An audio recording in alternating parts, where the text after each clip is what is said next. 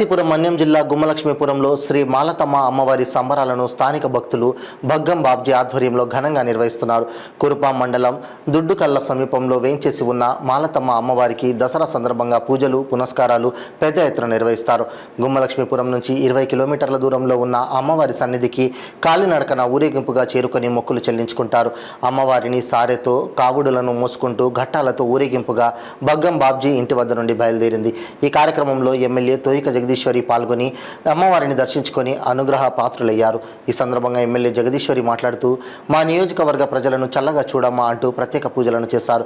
ఈ కార్యక్రమంలో సర్పంచ్ బొత్తాడ గౌరీశంకర్ రావు, వైస్ సర్పంచ్ కిషోర్, భక్తుడు భగ్గం బాబ్జీ, గ్రామ ప్రజలు తదితరులు పాల్గొన్నారు.